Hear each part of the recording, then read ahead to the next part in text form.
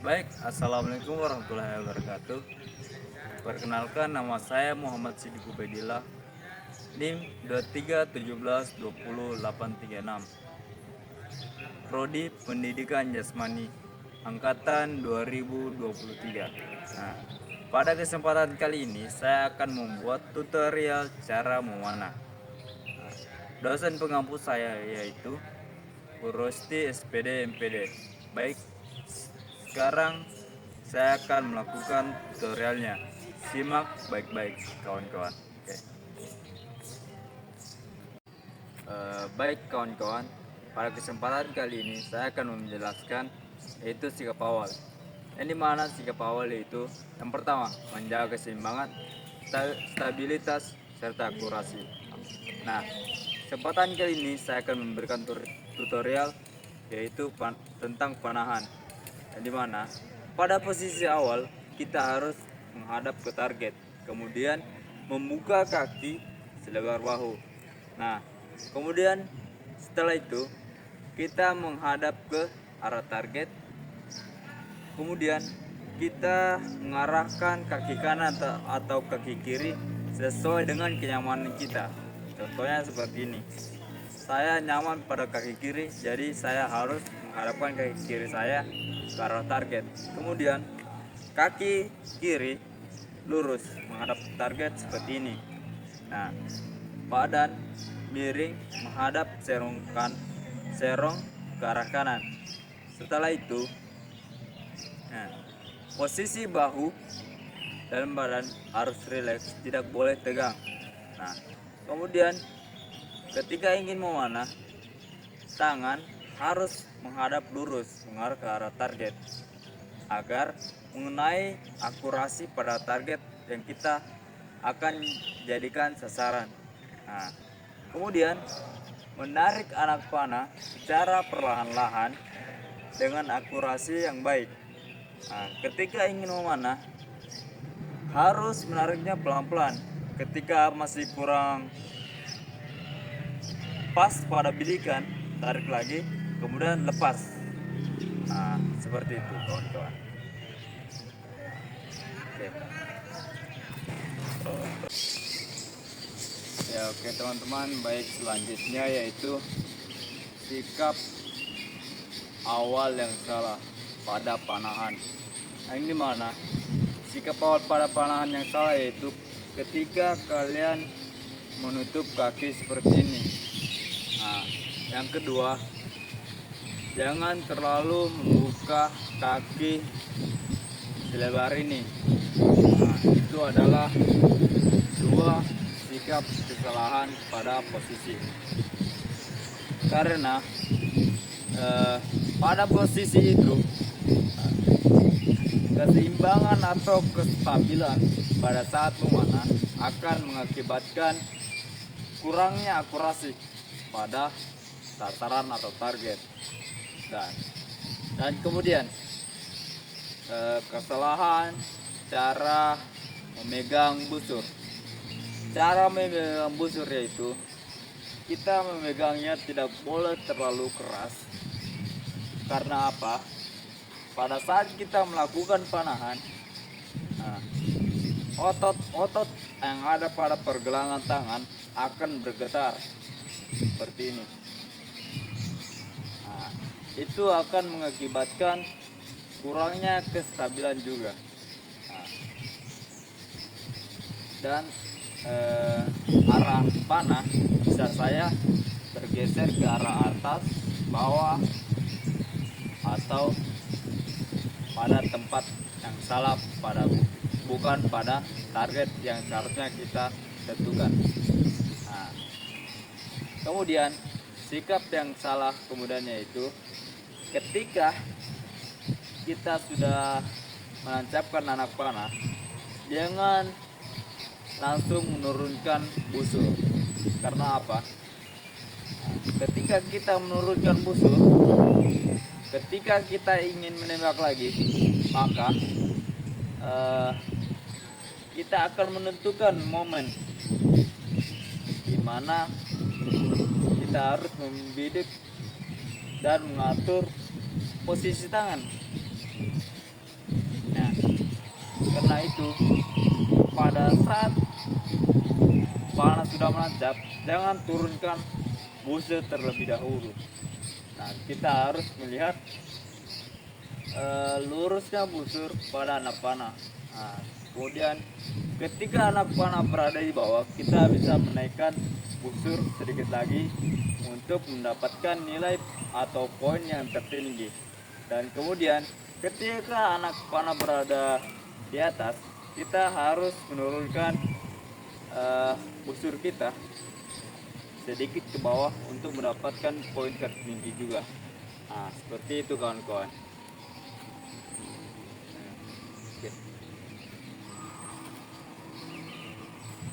Oke, baik, selanjutnya itu cara memegang busur. Yang dimana cara memegang busur ini harus menggunakan tangan yang non dominan. Yang dimana tangan non dominan itu adalah tangan yang sedikit kuat dibanding tangan yang menarik busur atau menarik tali busur. Nah, yang dimana tangan non dominan saya itu adalah tangan kiri. Nah, tangan kiri. Jadi seperti ini teman-teman.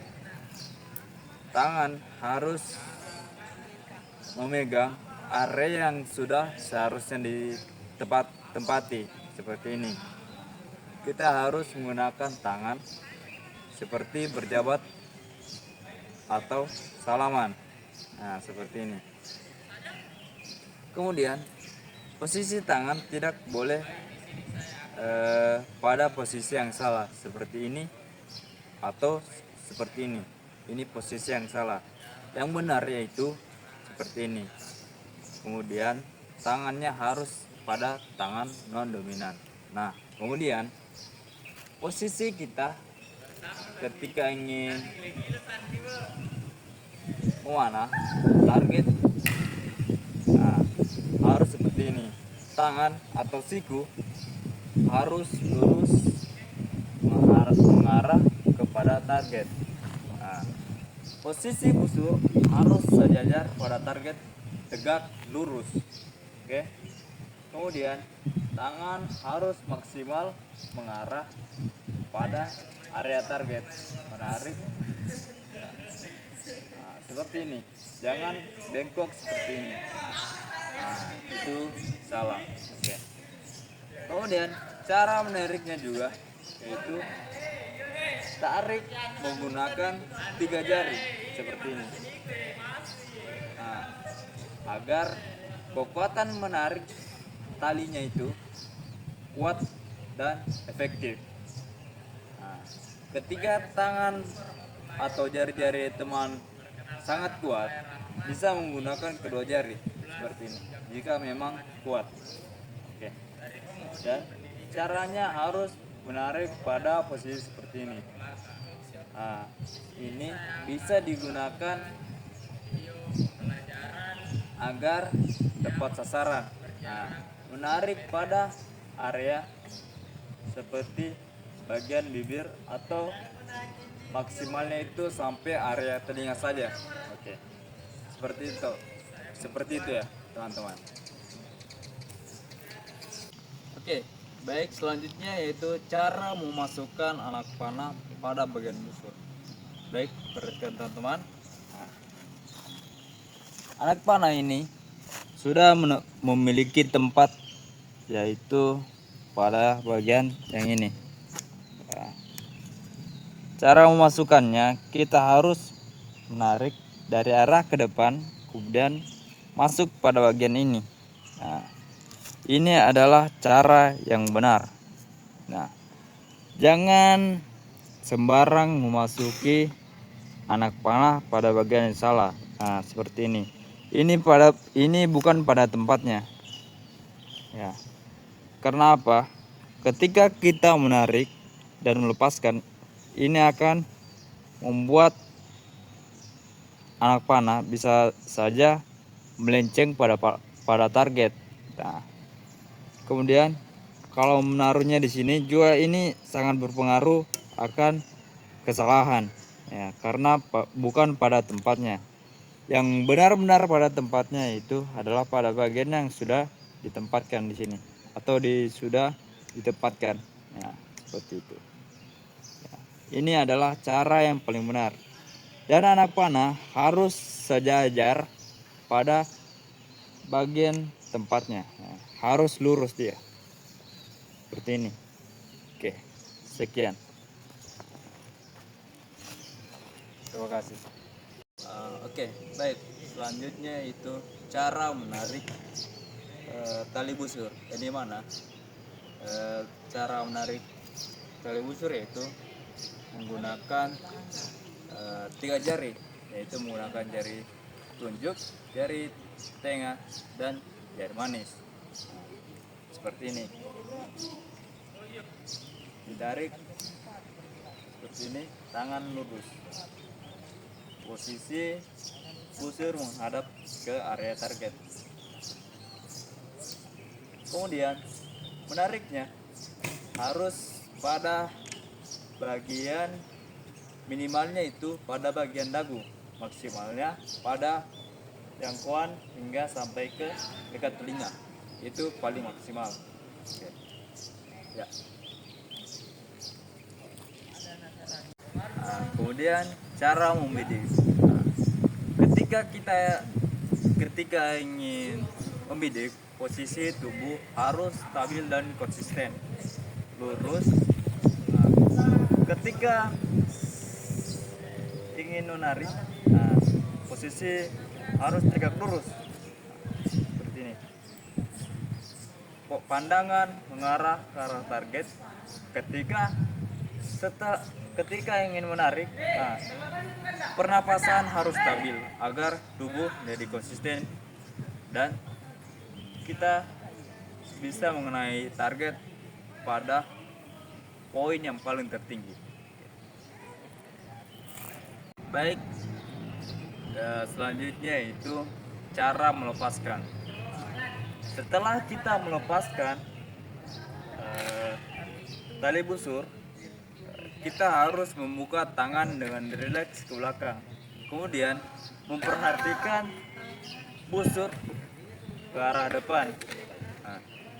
Jangan mengarahkan ke atas atau ke bawah dulu sebelum anak panah menancap pada area target. Karena ketika anak panah menancap pada target, kita bisa memposisikan tangan kita, bisa kita atur untuk mencapai target yang benar, bisa diatur ke atas maupun ke bawah untuk mencapai target yang benar-benar tinggi. Oke. Oke, selanjutnya jarak-jarak yang ada pada panahan yaitu 5 meter, 10 meter, 15, 20, 30, hingga 50 meter. Nah, pada kesempatan kali ini saya akan mengambil pada jarak 10 meter karena itu yang paling cocok untuk pemula. Oke, simak video saya. Nah, baik teman-teman, ini adalah jarak 10 meter yang akan saya praktekkan. Perhatikan dengan baik-baik.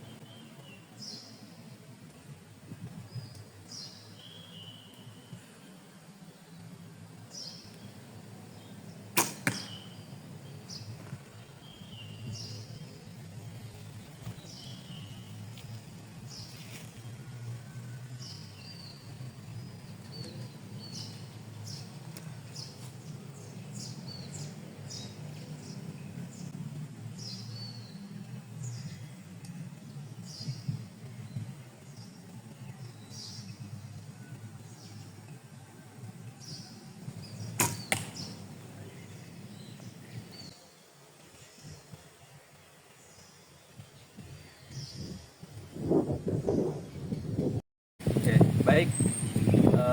Saya akan menjelaskan jarak-jarak yang diperlukan pada usia dini, junior, dan kejuaraan daerah. Nah, jarak-jarak yang diperlukan pada usia dini, junior, dan kejuaraan daerah yaitu berkisaran pada jarak 10 sampai 60 meter.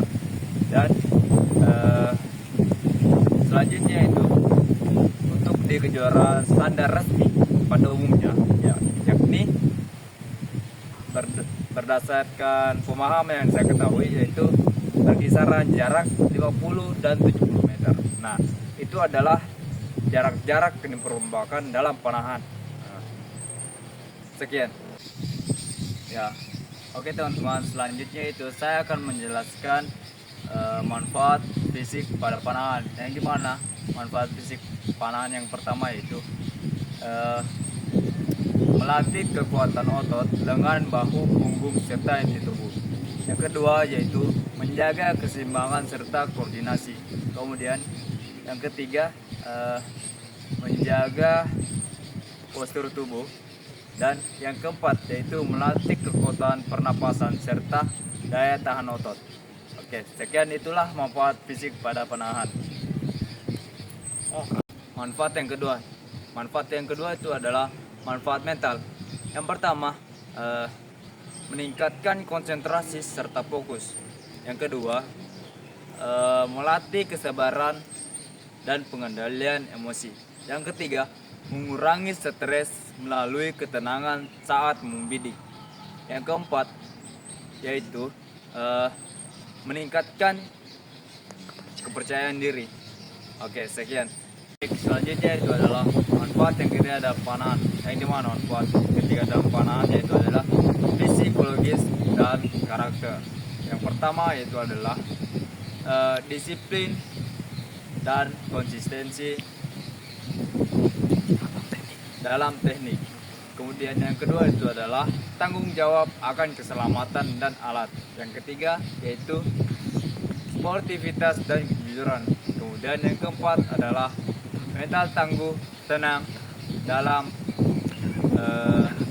di bawah tekanan. Oke, itu dia. Dalam panahan adalah yang pertama mampu melakukan pengambilan keputusan. Yang kedua yaitu meningkatkan ketelitian dan ketepatan. Kemudian yang ketiga adalah